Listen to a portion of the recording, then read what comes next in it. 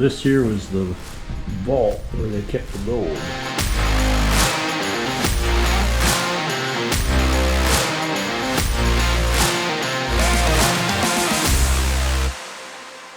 I had to park at the bottom of the hill here. As you can see, this road's pretty much washed out, and I wanted to walk up and look at this really cool looking ore bin or chute up here. Looks like it's got 6 chutes on it, so they could have loaded out several wagons or trucks or whatever would have pulled up underneath there.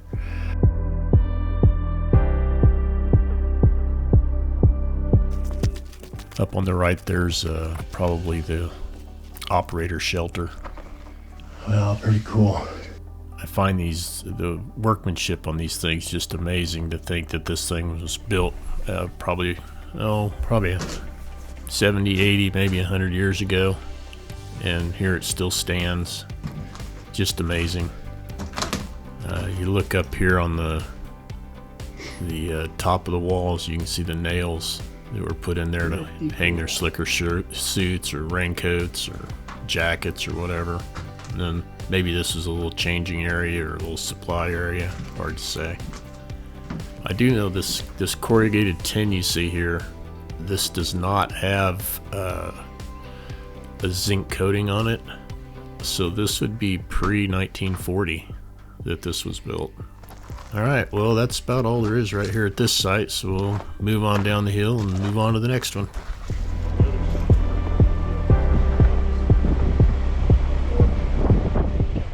Looking over this old mining claim here, and they found these claim papers.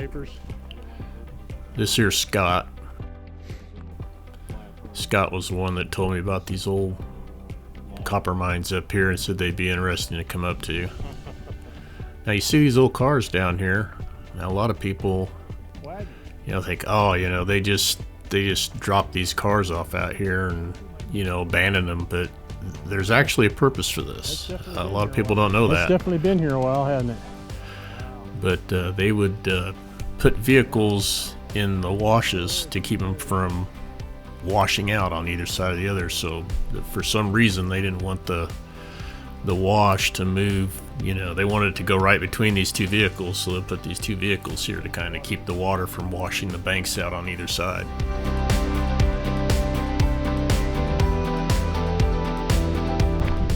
You ain't getting in here, but it was there.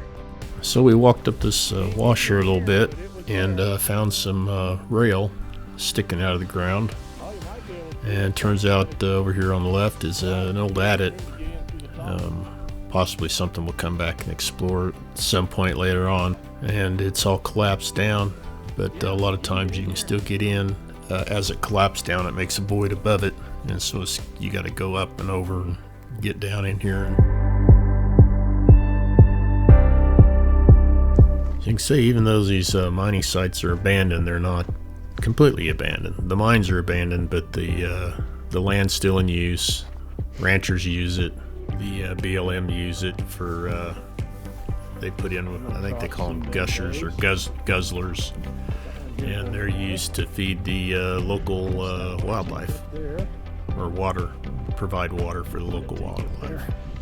You see up the hill there's more waste rock piles, those white piles of rock up there.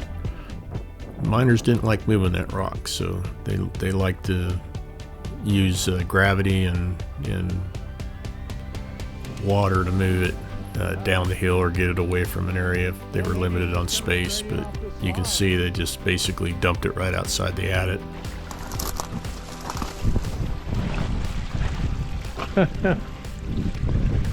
More water. So I've been through this area a few times, and so has Scott. He pointed out that he's never seen water in this wash that was continuously running, and that's what we found here.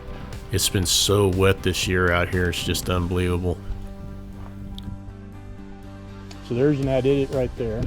Up here was an old adit that's been or a shaft. I'm assuming this was a shaft, 'cause we can't really tell. It's been fenced off and it's full of water, so the water table's up to here. You see this is quite a ways above the wash we were in just a moment ago. Here's what's remains of an old bunkhouse. And down here is the old mine camp or mill site.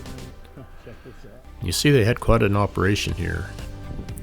It looks like they may have had a tram system here, just judging from all this cable that was laying down here. So they would have had tram cars that would have extended up the mountain there and brought material down to here.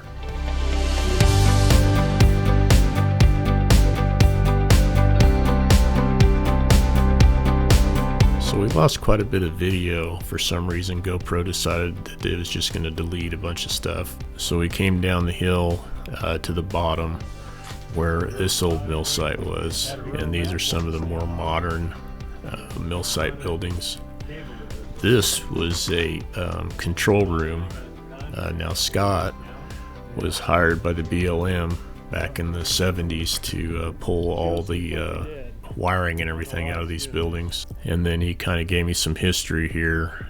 This building we're in now was the lab and processing.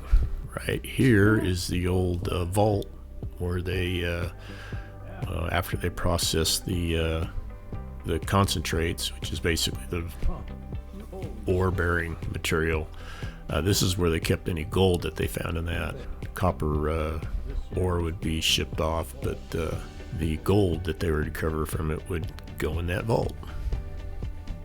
Anyways, hope you enjoyed this. This is it for the Cerbat Crest Trail, and hope you enjoyed it. The Cerbat Crest Trail is located about 3 miles north of Golden Valley, Arizona. It's a pretty well-known trail, and these are just some of the sites along it. So get out there and look around and enjoy the outdoors. And make sure you pick up your trash. And right after this, we'll tell you about a drawing and giveaway we got coming up for those of you that want to join us over on Patreon. Anyways, thanks for watching. Like, share, subscribe, and help us get our first 1,000. And then we'll work on the next milestone. Bye for now.